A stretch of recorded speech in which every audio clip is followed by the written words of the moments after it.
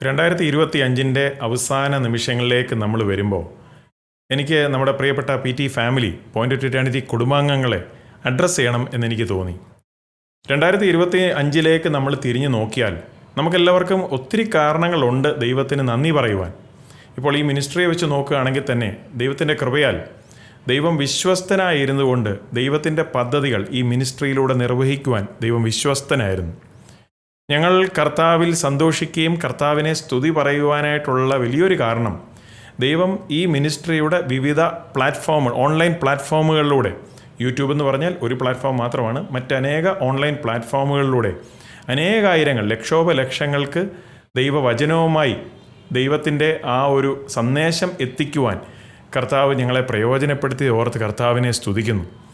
ഞങ്ങൾ പ്രത്യേകിച്ച് ഈ ഒരു സമയം നമ്മുടെ PT ഫാമിലിയിലുള്ള ഓരോരുത്തരോടും, പ്രത്യേകിച്ച് ഞാൻ സബ്സ്ക്രൈബേഴ്സ് എന്നല്ല വിളിക്കുന്നത്, നമ്മുടെ കുടുംബാംഗങ്ങൾ ഓരോരുത്തർക്കും, പ്രത്യേകിച്ച് ഈ വർഷം തന്നെ നമ്മുടെ വീഡിയോസ് ലൈക്ക് ചെയ്തവർ, ഈ ചാനലിലേക്ക് പുതുതായിട്ട് സബ്സ്ക്രൈബ് ചെയ്ത് വന്നവർ, പുതുതായിട്ട് സബ്സ്ക്രൈബ് ചെയ്ത പ്രിയപ്പെട്ടവർ, നമ്മുടെ സന്ദേശങ്ങൾ മറ്റുള്ളവരിലേക്ക് ഷെയർ ചെയ്തവർ, നിങ്ങളുടെ പ്രെയർ ഗ്രൂപ്പ്സ്, അതുപോലെ തന്നെ നിങ്ങളുടെ ഫ്രണ്ട്സ്, റിലേറ്റീവ്സിനൊക്കെ ഷെയർ ചെയ്ത് കൊടുത്തവർ, അതുപോലെ തന്നെ നമ്മുടെ ചാനൽ മെമ്പർഷിപ്പിൽ തന്നെ ജോയിൻ ചെയ്ത പ്രിയപ്പെട്ടവർ, എല്ലാവരെയും ഓർത്ത് കർത്താവിനെ നന്ദി പറയുന്നു.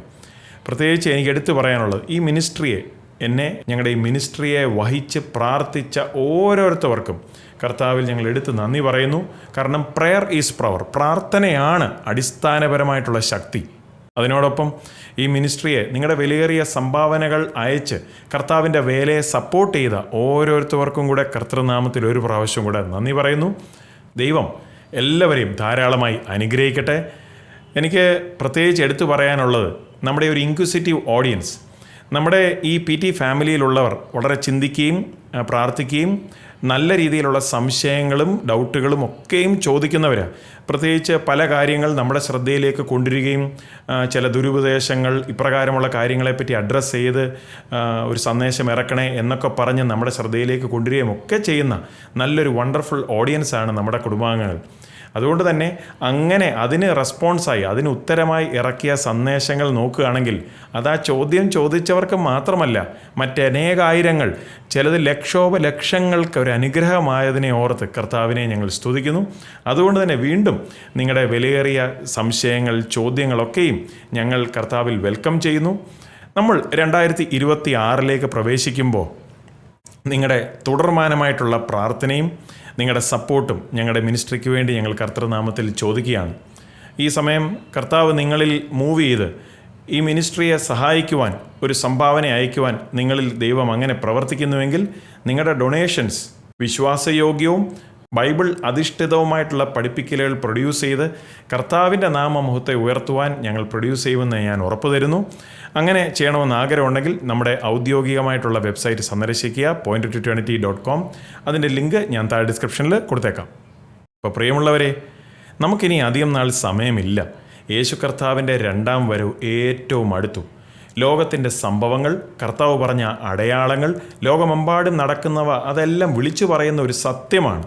അതുകൊണ്ട് കർത്താവിൻ്റെ രണ്ടാം വരവ് ഏറ്റവും അടുത്തിരിക്കിയാൽ നാം ഓരോരുത്തരും ദൈവത്തിന് വിശ്വസ്തരായിരുന്നുകൊണ്ട് യേശുവിന് വേണ്ടി കൂടുതൽ പ്രയോജനമുള്ളവരായിത്തീരണം. കൂടുതൽ പ്രാർത്ഥിക്കുക. എവിടെയായിരുന്നാലും നിങ്ങൾ കർത്താവിന് വേണ്ടിയുള്ള ഒരു നല്ലൊരു വിറ്റ്നസ്, നല്ലൊരു സാക്ഷിയുമായി, പിന്നെ അതുപോലെ തന്നെ ഒരു sweet smelling fragrance for Christ, ക്രിസ്തുവിന് നിങ്ങളൊരു സൗരഭ്യവാസനയായി നിങ്ങൾ പ്രവർത്തിക്കുകയും അതിനുവേണ്ടി നിങ്ങൾ ഉത്സാഹിക്കുകയും വേണം. ഈ ഒരു സമയം എനിക്ക് നിങ്ങളെ ഓർപ്പിക്കുവാനായിട്ടുള്ളത്, ദൈവത്തിന് നമ്മുടെ ഓരോരുത്തരുടെയും ജീവിതത്തിൽ പുതുതായിട്ടുള്ള കാര്യങ്ങൾ ചെയ്യുവാൻ വളരെ താല്പര്യമുണ്ട്. യെശയ്യാവ് 43:18-19 പറയുന്നത് പോലെ, മുൻപുള്ളവയെ നിങ്ങൾ ഓർക്കേണ്ട, പണ്ടുള്ളവയെ നിരൂപിക്കുകയും വേണ്ട. ഇതാ ഞാൻ പുതിയതൊന്നു ചെയ്യുന്നു, അത് ഇപ്പോൾ ഉത്ഭവിക്കും, നിങ്ങളത് അറിയുന്നില്ലയോ? അതെ, ഞാൻ മരുഭൂമിയിൽ ഒരു വഴിയും നിർജ്ജന പ്രദേശത്ത് നദികളും ഉണ്ടാക്കും. നല്ലതല്ല എന്ന് വിചാരിച്ച പല കാര്യങ്ങളും ഈ വർഷം നമ്മുടെ എല്ലാവരുടെയും ജീവിതത്തിൽ ചിലപ്പോൾ സംഭവിച്ചിരിക്കാം.